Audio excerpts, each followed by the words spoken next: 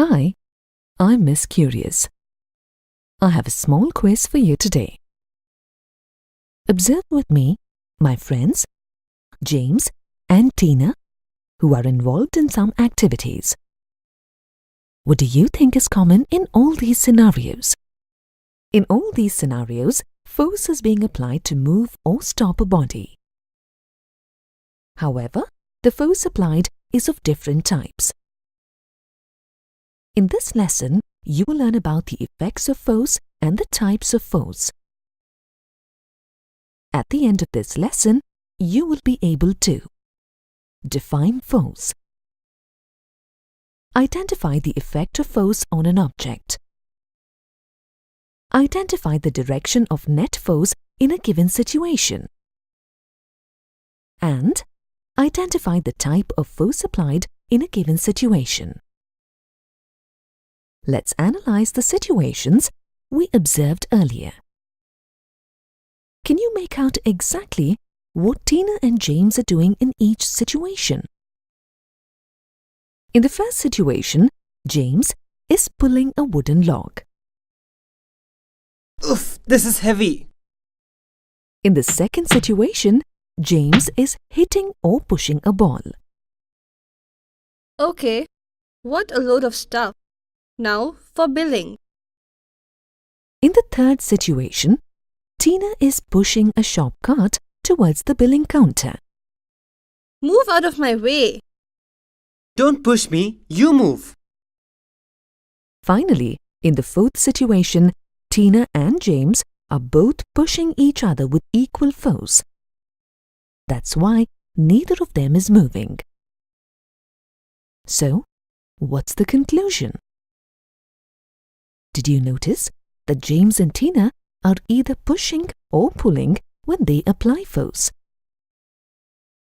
Therefore, we can say that force is the push or pull that occurs due to the interaction of two bodies. Force is generally denoted by the capital letter F. Now let's look at the other aspect of force, its impact. What are the effects of force applied on objects? A force can change the state of rest or of motion of the object on which it is applied. The state of motion of an object is described by its speed and the direction of its motion. If the speed of an object is 0, it is said to be at rest, else it is in motion. To understand better, let's observe a car race with James. The race has started. Look at all those cars shooting off. The cars that were at rest are now driving at a high speed. In other words, their state of motion has changed. However, the audience is still at rest. A change in speed always results in the change in state of motion. To understand how force changes the state of motion of a body, let's check out some of the scenarios from our everyday lives. Here, Tina is in the park walking the dog. Terry, slow down. She is trying to stop the dog from running away. On the other hand, look at James pushing the shopping cart, which is initially at rest. Both Tina and James are applying force. What is the effect of force on Tina's dog and on James's shopping cart? You observed that the dog was moving and it stopped when Tina applied force on its leash, whereas the shopping cart was stationary before James pushed it. Now let's observe what happens when James plays hockey. James, faster, towards the goal. The ball ahead of him is moving with slow speed. When James hits the ball again in the same direction, it moves with more speed. While playing hockey, James flicks the ball passed to him towards the goal by applying force through his hockey stick. In doing so, he changes the direction in which the ball was moving. you can say a force can change the direction of motion of the object on which it is applied. Now, let's look at what James and Tina are up to. Hey, those are some interesting shapes. Yeah, let's see how he does it. Look at how the balloon vendor is blowing the balloons and then squeezing them to make funny shapes. He changes the shape of the balloon by applying force at different points on the balloon. Tina does something similar when she uses plasticine to make cartoon characters in her modeling class. She models the clay by pressing it with her fingers at various points. So, as you can see, force can change the shape of the object on which it is applied. That is, what happens when you crumble a piece of paper? The shape of the paper changes, right? To summarize, a force may change the state of motion of an object, change the direction of motion of an object, or change the shape of an object. We spoke about the push and pull types of force as well as the effects of force. How about the magnitude of a force? Are all forces equal? Let's observe Tina and James in a competition. I bet I can kick this ball farther than you can. Really? Let me see. Looks like James won. He could kick the ball further because he applied more force.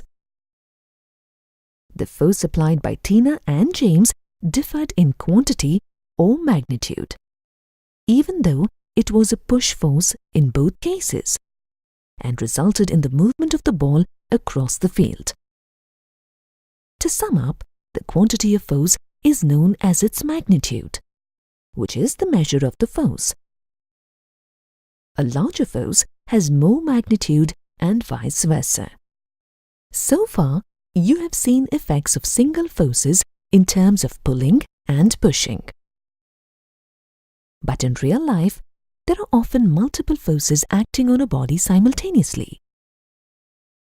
In such cases, we must consider the result of the multiple forces acting on the body.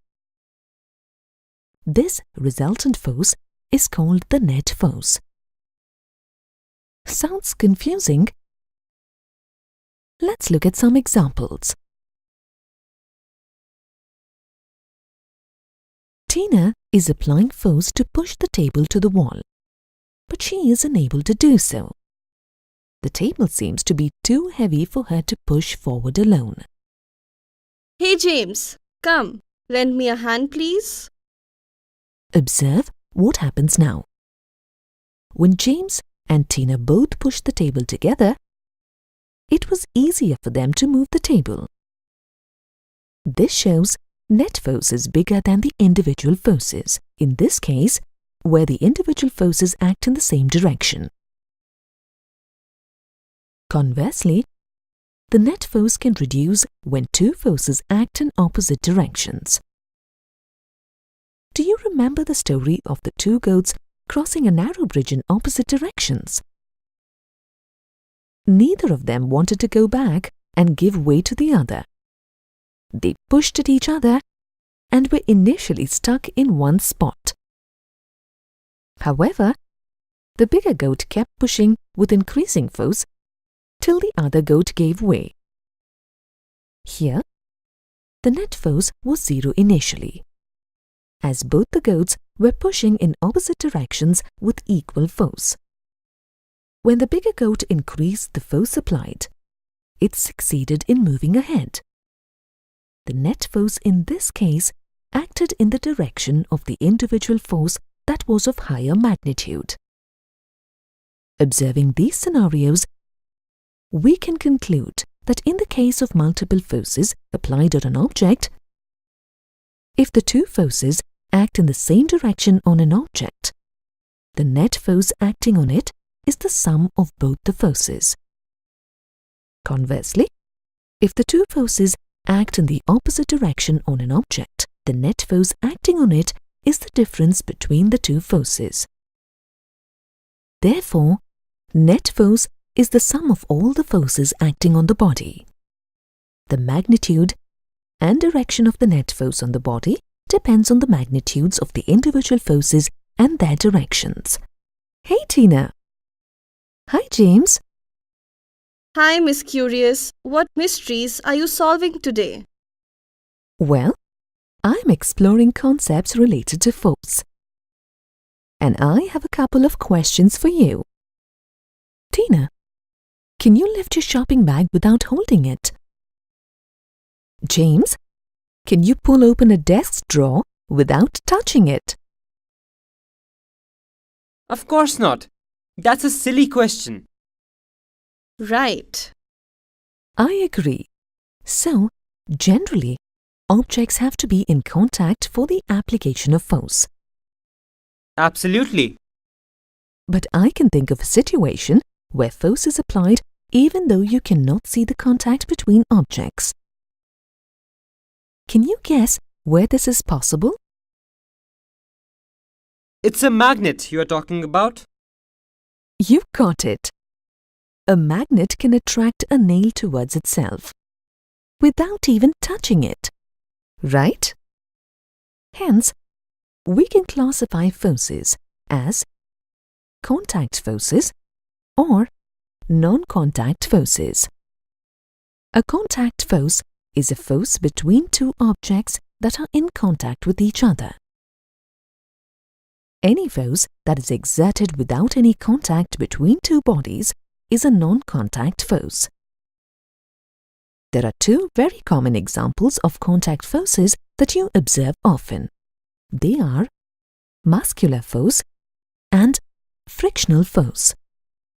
I understand muscular force. I have well-developed muscles. That's right. Muscular force is any force exerted by a person using muscles.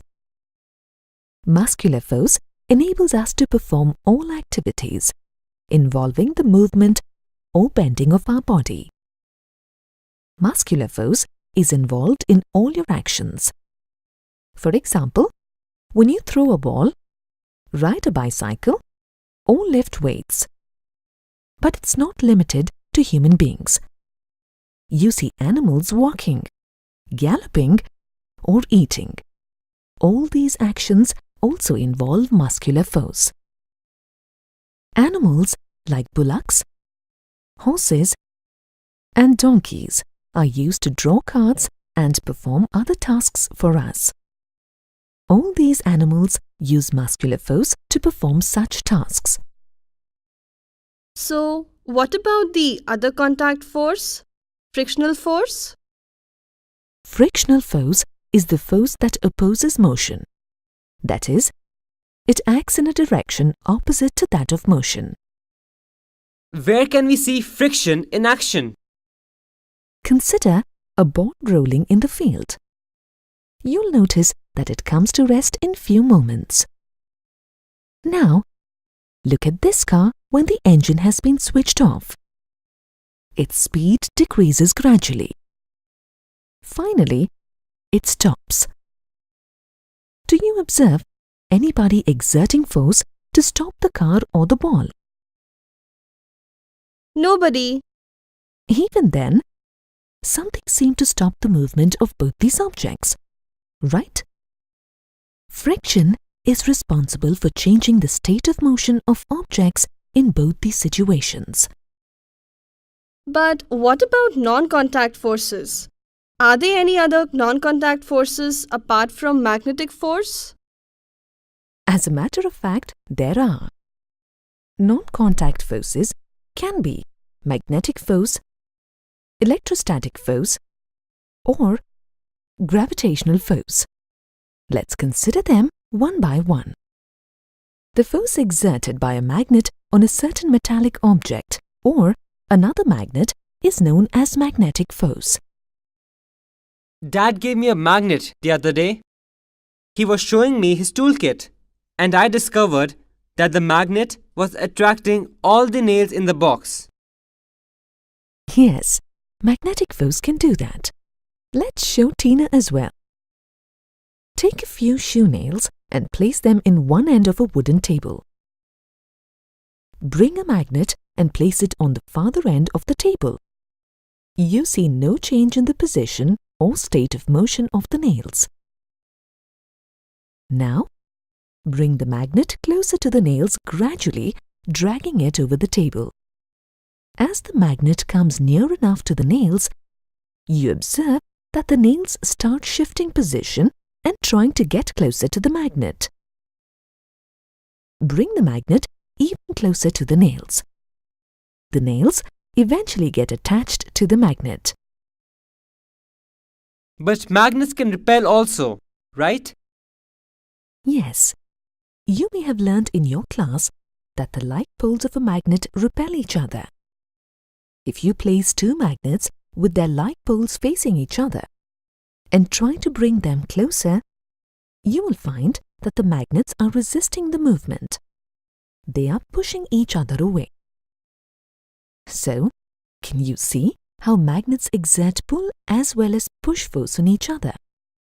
You're right. The magnet pulls nails to it, but it pushes away the like pole of another magnet, and all without actual contact with the nails or the other magnet. Very good. So, what about electrostatic force? Is that related to electricity? Good guess. Electrostatic force is the force exerted by a charged body on another charged or uncharged body. Have you ever noticed how your comb crackles when you pull it through your hair? Yes, quite often. If you bring such a freshly used comb near bits of paper, you'll observe that the paper bits come and attach themselves to the comb. This is due to electrostatic force. The comb gets charged while you are combing your hair. Now, let's see Tina drop a ball from the balcony. Now I'll have to go down to get it. But why do you think it went down? Why didn't it float around in the air? How can it? Everything comes down to earth, whatever height you drop it from. You're right. But there is a reason for that. The earth exerts a force of attraction on all bodies on and near its surface. This force of attraction exerted by the earth on any other body is called gravity. In fact, like earth, all bodies in the universe attract each other. The force with which all bodies in the universe attract each other is called gravitational force. Oh, Dad was saying something about Newton and gravity the other day. Newton started thinking about gravitational force when an apple fell from a tree on his head one day. He started wondering why the apple didn't stay up. This brings you to the end of this lesson on force. Now, you should be able to define force, identify the effect of force on an object, identify the direction of net force in a given situation, and identify the type of force applied in a given situation.